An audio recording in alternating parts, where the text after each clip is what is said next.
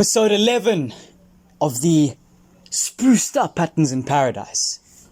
Welcome you today, our boy Reggie, and the famous mischievous animal from beyond the land, Timon, who tends to shit in random places. He's very cute, but that's the only thing that keeps him in the house. He's a bit of a rat.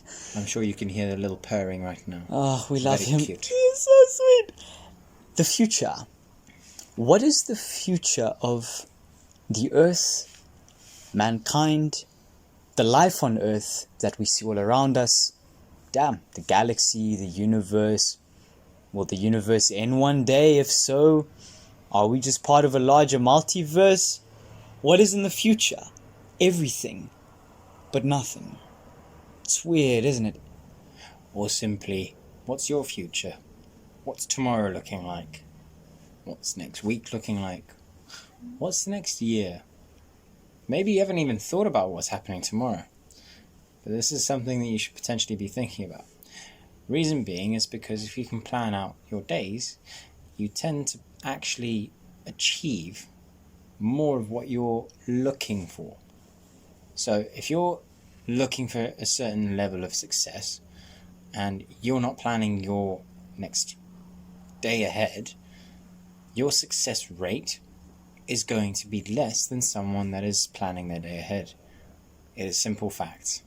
Now that I can guarantee, because if you're not planning your day, it's not an organized structure, so therefore you're going to be less effective on completing said tasks.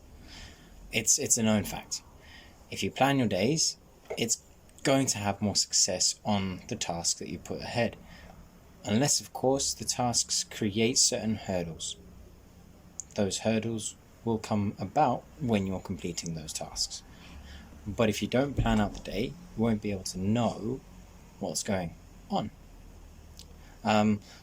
This is stuff that you should be thinking about when planning for the future. For myself, I like to personally be thinking about the next 5 years, maybe even the next 10. I do not see myself in Cyprus in the next 5 years. In the next 10, well, I'd like to think I'm going to be in my nice country of settling down and actually having my comfortable life, which yourself, Monk, are kind of aware of where I want to be. But I still don't understand why you chose Antarctica, mate. Of all the places, yeah, you want to research the penguins, but can't you research penguins in a zoo? What? They're cute and cuddly. No. Cute and cuddly? Minus 20 degrees, are you mad? They'll be dead with this global warming. Save the planet so that Reggie, in fact, correction, donate to our Patreon today, like and comment, and the more you do, the sooner we can donate to Reggie's Save the Penguin Fund, where Reggie can be strange with penguins in Antarctica. Jesus, mate, keep it a secret, man. Sorry. Anyways, the Patreon will help feed the starving cats, fill our stomachs, and keep us in this beautiful home, which we own with electricity, running water, and many other luxuries. Thank you very much. Back to the matter at hand, however, which is Reggie's strange addiction to penguins. You weird mother... We're kidding. Back to the future. So understanding... Sorry. So reference. Understanding why it is fundamentally important to lay out plans for one's future. On a deeply psychological level, we understand that the chemicals in our brain, particularly the big four of dopamine, serotonin, oxytocin, and cortisol, are very heavily affected by our perception of the future and our perception of the relative threats within our future.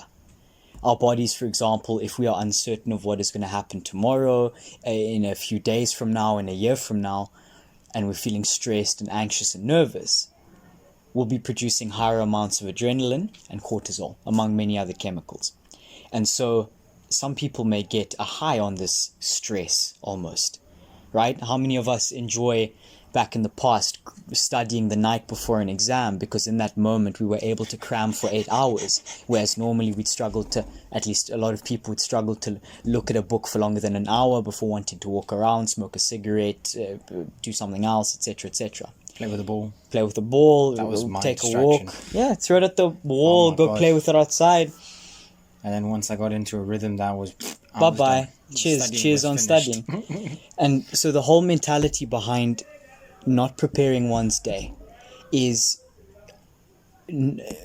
taking a risk that your body and your inner biology will be less balanced tomorrow than if you had taken the time to set out the day, so your brain on a subconscious level is able to say, okay, here's the threats that are coming tomorrow, right? Here's the opportunities. Here's what to watch out for.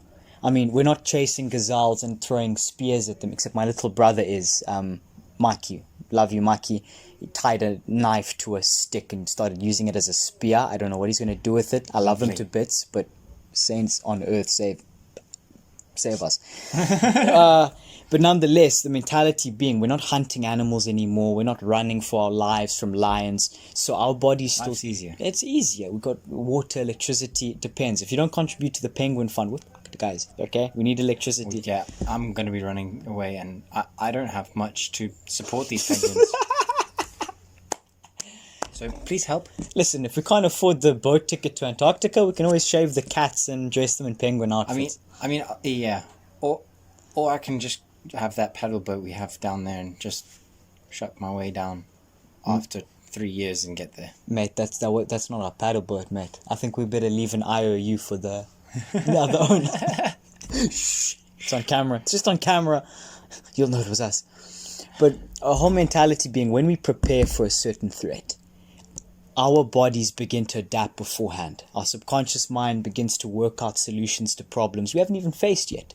So even if the plan goes completely to shit, it's weird though that whole idea we still adapt. That our brain is able to completely solve this mystery before we've even realized that we are thinking of this problem or even issue, whatever it may be.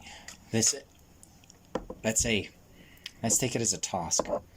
So you're trying to build a simple wall, for example, but for some reason you can't get this one brick on top of the other. Already your brain is starting to process, what do I need to do to this next brick in order for it to fit on this wall so that the next layer will be level. Automatically your brain has already started processing, how can this be done? Now it's just a matter of accessing that information and bringing it forward. But that brings on a whole nother level of sort of awareness and ability to sort of tap into the subconscious in a way, because that's what's also helping us solve these mysteries without us realizing it. But that is something that comes into the future when we're actually completing this task. Right. But it's a very sort of short-term future because it's happening in the next 5 minutes. Right. Whereas you can train yourself to even subconsciously be solving some problems that are happening in the next hour, in the next day. That's frightening, in the next guys. week. Like, you can train yourself to really be very, very efficient. And that's the power of the brains that we actually currently have. It's insane. And we can't even comprehend the ability that we actually hold. And that's such a scary thought, at least to myself, to even think we're not using even like a ninth of our brain, really. And just jumping in here. Yes, we're back. Oh, technical problems, we love them, as well as mental problems. What? Maths is good. Anyway, coming from the guy who wants to go to Antarctica for penguins, you weirdo. Jesus. That's personal problems. Leave me with my personal problems. Okay, fine. Right. So be it. Enjoy your penguins. I don't mind. Before I lose my shit with my maths, we're going to take a quick break, and Monk will be able to continue on with my lovely point of the percentages of our brain being used. However, here we are with Anchor. Thank you very much. Drop a bomb. Anchor.fm is the easiest way to make a podcast. It's free, and there are creation tools that allow you to record and edit your podcast right from your phone or computer. Anchor will distribute your podcast for you, so it can be heard on Spotify, Apple Podcasts, Breaker, Radio Public, and many other distribution sites. You can also make money directly from your podcast with no minimum listenership. It's everything you need in one place to make a podcast. Download the free Anchor app or go to anchor.fm to get started. Anchor.fm to get started. Now back to the episode of Patterns in Paradise with Reggie and Monk. Enjoy. And we're back. Welcome back to episode 11. To go on Reggie's point there about us using, what was it? You said 1/9 of our brains. Yes. Others have said we're only using 10%. It seems like many times there is a trouble in distinguishing the idea that we are physically using 10% of our brains. It's not like saying you have a car that can go up to, let's say, 300 and you're only driving at 30 k's an hour. That is a mistake that a lot of people within the scientific community have done. Again, I'm not a scientist, but I say this rightfully. The problem being is it's all good having a car that can go 300, all right? Now, we know for a fact that our brains, physically at least, you can put an electrode cap on our heads, put us in an MRI CAT scan machine, and see that actually more than 10% of our brains at any point in time is being lit up, depending on the task. If it's a language task, a visual task, if there's some sound coming in, different stimuli, our brains react differently. Or even not even external factors, but internal as well.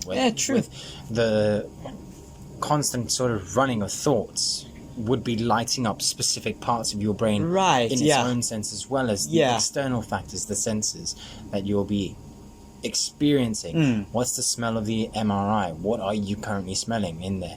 Is it complete cleanliness? Is it your perfume you're wearing on your clothes? You're right. There's so many different sort of it's like different inputs almost. Exactly, yeah. So there's many factors that come into play with the stimuli that light our brain up, and this is what really intrigues me with the brain's activity, because when you're in a CAT scan, of course you can understand the activity of sensory sort of electrodes. So you're understanding what parts of your brain is lighting up when you smell something nice, when you hear something loud, or maybe the combination of the two. If you hear something and you smell something, is maybe a third part of the brain lit up? What are the connecting routes by which certain neurons make those connections with one another? And something that needs to be understood is that, yes, from a physical standpoint, we use more than 10% of our brains. If we only use 10% of our brains at any one point in time, we'd be vegetables waiting for someone to unplug the life machine. But it seems like that when people say we're only using 10% of our brains, what it means on an inherent level is that it's the same brain, but the person has learned certain skills, certain mindsets, certain mental tools, certain questions that they ask themselves on a daily basis to help guide their life experience, to help them take a more active role in their life, as opposed to sitting back and telling oneself, I will sit back and let the world manifest for me whatever I may desire, as opposed to the other person that says, how can I go about living each day so that it really matters? And how can I learn how to control my mind, my brain, my subconscious, my emotions, so that I become the kind of person who's able to use that much more of my brain than someone else. And not for a competitive reason. You can make it competitive. The same reason there are some people out there who can, give an example, the people who can squat 600 kilograms, and there's others who can only squat 60.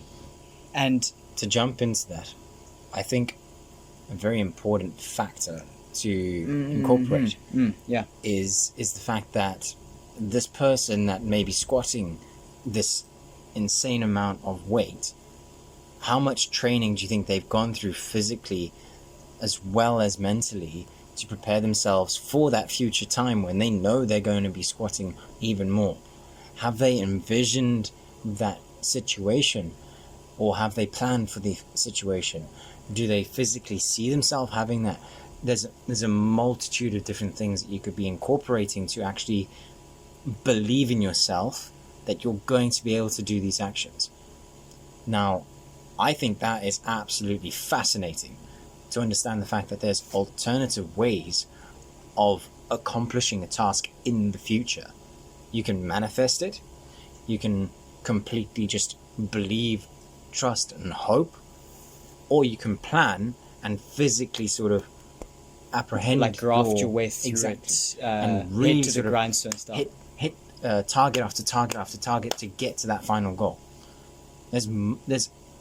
It's fascinating, honestly. I'm speechless, as you can hear. It's actually confusing myself in a way, because I'm not sure how to really express the excitement it gives me to understand this capability of our brains. Sorry to interrupt your point, but I needed to say Had that. to jump in there. Yes. Look, man, with the excitement, Reggie, in your voice, it's clear that this is clearly a topic of understanding that one cannot take lightly. Mm-hmm. The apparent limitless ability of our brains and our beings to do the profound. And the reason why squats were used as an example was, yeah, there's human beings, but then there's human beings, at least squats wise, right? And it's not so much to say that the dude who's doing squats is 10 times smarter than the other person, or 10 times stronger as such. Mathematically, yes, 10 times stronger.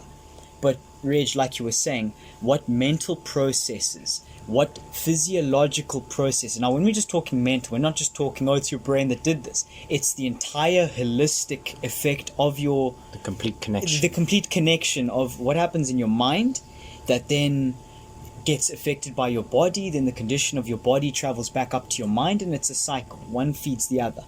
And so it's now easy to understand why there's some people on this earth who make millions of times more money than others, right? Because unlike with exercise, it's a lot easier to scale a business than it is to go from running 10 kilometers to 100 kilometers. It's a lot easier to go from $1,000 a month to 10,000 than it is doing some other endeavor. And again, it just depends on the endeavor at hand. And back to the car example, just quick, you can have the same car that could go 300 k's an hour, but one can be in the hands of a skilled driver, and one can be in the hands of an absolute imbecile, and a learner, and one will go around a 70 lap track and will take an hour and a half, and the other person will take 6 hours if they don't put the car in a wall. And that's another example of, it's like how we use our brains. It's very odd, but it's also very, very fascinating, because we all interpret and perceive all of these tasks that come to us on a daily in so many different ways that you might initially understand something slightly different, which changes thousands more different actions following that, which in turn makes you do a task differently to someone else. All from that one initial different point of viewing the... Yeah, point of view. It's an interesting concept, again, that comes under the concept of perspectives. And obviously we've got this long series going on about perspectives, which would incorporate the points of view. But that will be going on to another podcast. However, to conclude with the future, I think the best way to aid ourselves is to envision or even see the possibilities of what's going to happen later in the day, and if you're happy with this task, what's going to happen tomorrow? If you're happy with that, what's going to happen next week? If you're happy with that, what's going to happen in the next month? If you're happy with that, again, and it just build on it until you're able to envision what's going to be happening in the next couple of years, because that is powerful. It's got to be. Thank you very much for listening. It's been awesome having you guys. We love you all, so please subscribe, like the video if you've found this interesting and fun, and comment below if you find anything at all that you wish to mention, or alternatively what we can add on to. Send us money. Send us money. We have Patreon also to keep the lights on and the cats fed and the Reggie to go to the penguins. Sorry. It's okay. I've got my own weird habits. Reggie's got penguins. I've got 2 toys. Guys, we love you. This has been Patterns in Paradise, episode 11. Reggie and Monk. Reggie and Monk. Peace.